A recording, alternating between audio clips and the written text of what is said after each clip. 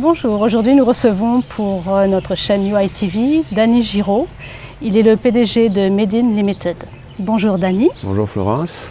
Et merci de nous accueillir ici dans ce parc magnifique. C'est un plaisir. Il s'appelle Casella, qui a été renommé récemment Casella World of Adventure en octobre. Et à cette occasion, vous avez accueilli de nouveaux résidents qui viennent d'Afrique du Sud, je crois.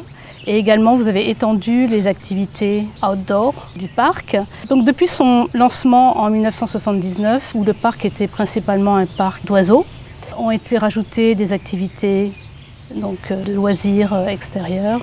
Et est-ce que vous pouvez nous expliquer un petit peu toute cette évolution depuis 1979 jusqu'à aujourd'hui? Et quelles sont encore les étapes à venir? Quels sont vos projets concernant Casella? Casella a commencé en 1976. Il y a M. Lanferna qui avait une volière à la Rivière Noire. Donc il arrivait maintenant à un certain âge, donc il voulait se défaire de cette volière. Donc il avait chargé son gendre de trouver un acquéreur. Donc le premier acquéreur c'était M. Guimbaud, qui était une propriété dans le sud de l'île.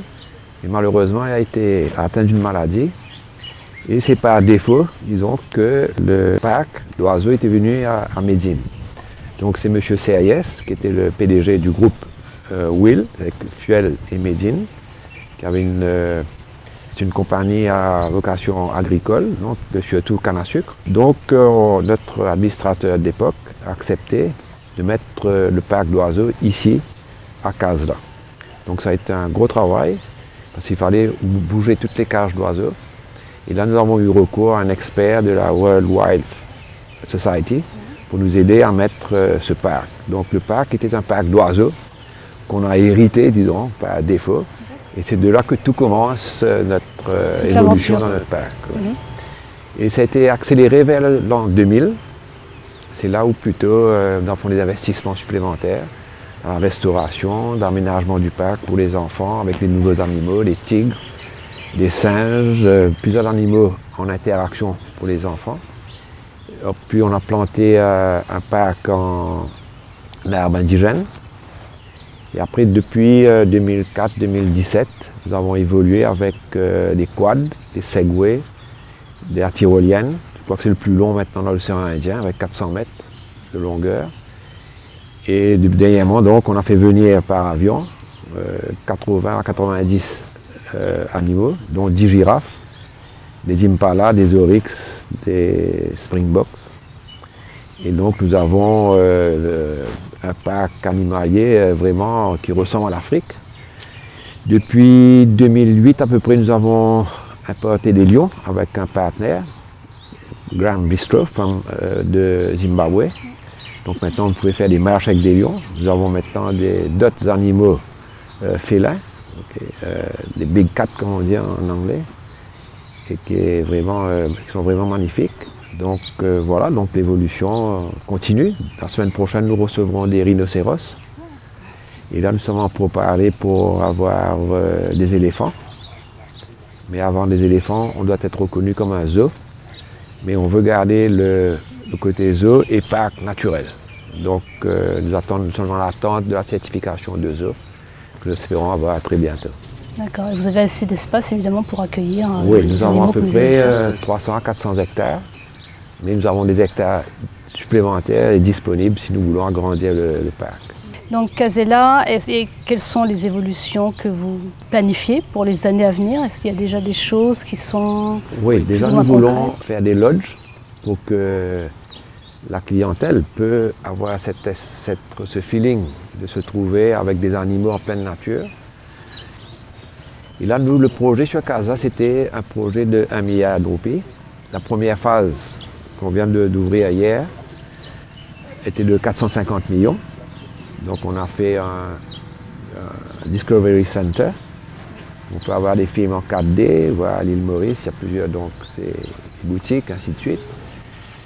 Nous avons partagé le parc en zone safari, en zone émotion, en plusieurs zones. Et la deuxième phase sera tout le côté water park, donc, qui viendra dans les années à venir. Donc une grosse évolution, en quelques décennies. Ça va être, je crois, un parc international, ne serait-ce que régional Et aujourd'hui, nous accueillons près de 350 000 clients, donc visiteurs. Donc on aura d'ici 1 ou 2 ans, nous espérons à peu près 500 000 visiteurs annuellement. Casella fait partie du département loisirs de Medine Limited. Oui. Vous avez 3 départements dans Medine Limited. Vous avez le loisir, vous avez la property et également l'agriculture qui est en fait cœur de métier de Medine à la base. Oui, c'est-à-dire que Medine, la stratégie de Medine pendant 100 ans, c'était d'optimiser la plantation de canne. Donc il y a eu beaucoup de propriétaires qui ont fait faillite ou qui ont voulu vendre leurs terres. Donc on avait une stratégie d'acquérir les terres pour avoir une certaine dimension usinière. Donc maintenant, pendant ces 100 ans, nous avons acquis près de 10 000 hectares. Okay. Et aujourd'hui, nous avons planté à peu près 4 000 hectares de canne. Et donc nous avons 6 000 hectares de disponibilité. Donc notre ressource aujourd'hui, c'est la terre. Et cette terre, notre stratégie est basée sur le développement pour optimiser cette terre. Donc nous avons tout le côté property, donc l'immobilier, le foncier. Et nous avons tout le développement parce que nous sommes aussi près de la mer, donc développement hôtelier à Tamarina Hôtel. Nous avons fait un golf avec nous sommes le premier à avoir fait une Integrated Resort Scheme. Nous avons tout vendu à Tamarina et Tamarina c'est la même grandeur que Monaco. Et hier, la Stéphanie de Monaco, la princesse qui est la marraine de Casa, a inauguré le parc hier avec le ministre Xavier Duval qui est le député Prime Minister. Et nous avons donc 4 clusters. Nous avons l'agricole, donc qui est le début d'opération de Medine. Nous avons diversifié dans le property, dans l'immobilier et dans le foncier. Après, dans le secteur loisirs, avec l'hôtel, le golf, Casella. Et nous avons des compagnies sœurs comme Concorde et la Palmeraie, qui est un petit hôtel dans l'Est. Et maintenant, depuis 2 ou 3 ans, nous avons développé le cluster éducation. Donc nous avons maintenant les écoles primaires, maintenant secondaires, et nous avons des universités. Nous avons Vatel, l'ESSEC, l'École supérieure de Paris. Et là, nous sommes en négociation avec l'École centrale de Nantes, avec l'École d'architecture en France, avec Assas, l'École de droit, l'École René Descartes pour la pharmacie et la médecine, Ferrandi pour l'École de gastronomie, donc, et d'autres écoles, d'autres universités encore. Et là, nous débutons notre campus universitaire, où il y aura d'ici quelques mois à peu près 150 logements disponibles pour les étudiants. Et nous avons aussi Supinfo, qui est une université d'informatique. Et le campus sera effectif quand? Ici, octobre. Et il est plutôt destiné aux Mauriciens? Non, notre cluster éducatif donc, se tourne vers l'international, principalement sur l'Afrique, qui est notre continent où nous sommes membres de toutes les associations des pays d'Afrique, comme SADC, COMESA. Et donc, nous avons une université bilingue. Donc, le FOS, il y a des cours non dispensés en anglais, il y a des cours dispensés en français. Et voilà un peu le côté éducation se trouve au niveau international. Ce n'est pas que pour les Mauriciens. Les Mauriciens ont leur place. Il y aura des bourses qui vont être attribuées pour les Mauriciens, pour les aider. Mais c'est un nouveau centre de développement international. Alors, depuis quelques années, Maurice doit faire face à une crise du sucre qui est assez importante avec la baisse du cours du sucre.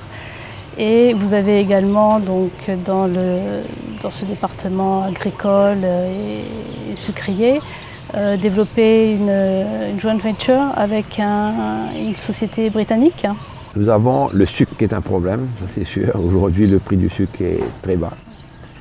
Donc nous prenons les mesures nécessaires pour essayer de voir comment ajouter de la valeur à ce produit de commodité. Mais nous avons des produits qui sont dérivés du sucre, comme l'alcool. De l'alcool, on fait le rhum, ou du vodka, ou n'importe quel autre spiritueux. Donc nous avons un accord avec la plus vieille entreprise dans le vin et dans les spiritueux, qui est Berry Brothers and Rudd à Londres. Et nous avons mis au point 2 rhums.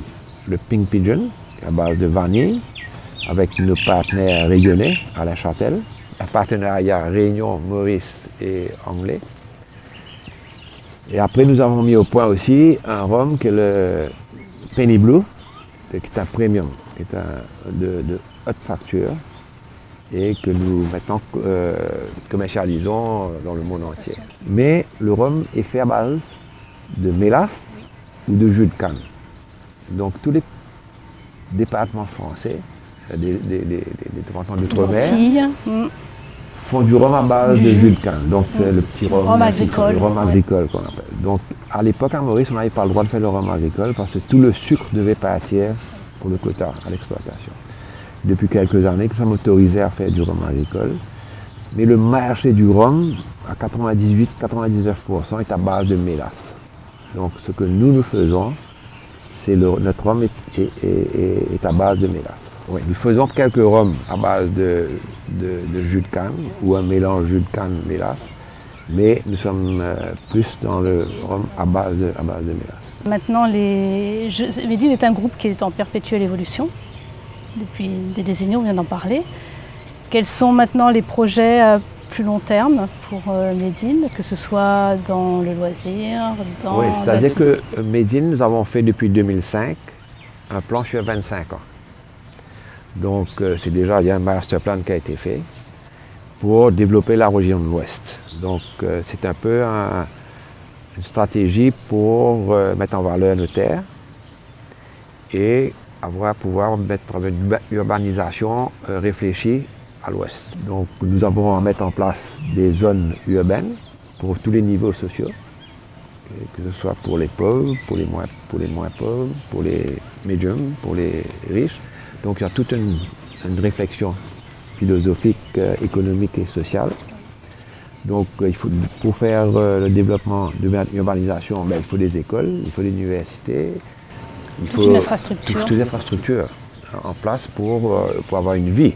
Donc la zone business, nous avons un business park, nous avons fait un centre commercial, nous avons un centre universitaire, nous essayons de mettre un hôpital, avec toutes les écoles qui vont se mettre en place, donc avoir une vie communautaire dans l'Ouest, dans la région. Oui.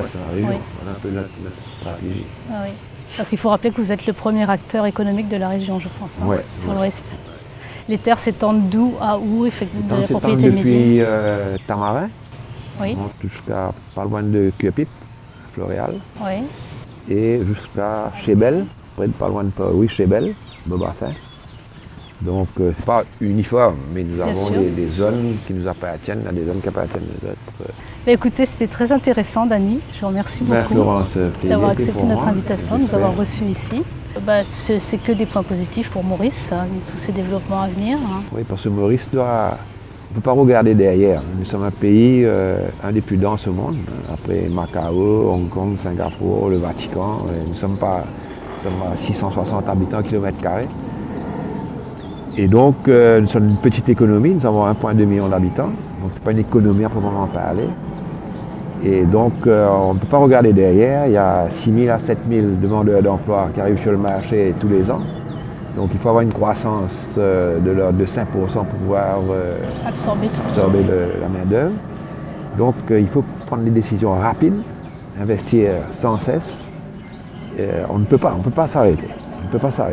Il faut accélérer le pas au contraire, parce que même l'ouverture, il faut avoir une ouverture de Maurice vers les étrangers. Surtout que Maurice a une position stratégique dans l'océan Indien, entre l'Asie et l'Afrique. C'est vraiment quelque chose à exploiter. Oui, c'est un atout naturel, parce que ça a toujours été là, sur la route de l'Inde, depuis l'histoire de Maurice. Depuis l'histoire. Donc, il ne faut pas réinventer l'histoire. Donc c'est une réalité, hein, c'est une réalité de fait. C'est un patrimoine qu'il faut continuer à... C'est un truc parce qu'il est, donc il faut utiliser ça et c'est un atout et je crois que ça va être accepté de part et d'autre. D'autant plus que Maurice, tous les pionniers du monde entier qui sont arrivés ici, hein, des gros continents. L'Europe, l'Inde, l'Asie, la Chine, donc l'Afrique. Nous sommes tous des pionniers, tous les Mauriciens sont des pionniers. Il n'y a pas d'autochtones à Maurice. Merci beaucoup, Dany. Je vous en prie, plaisir. À très bientôt. À bientôt.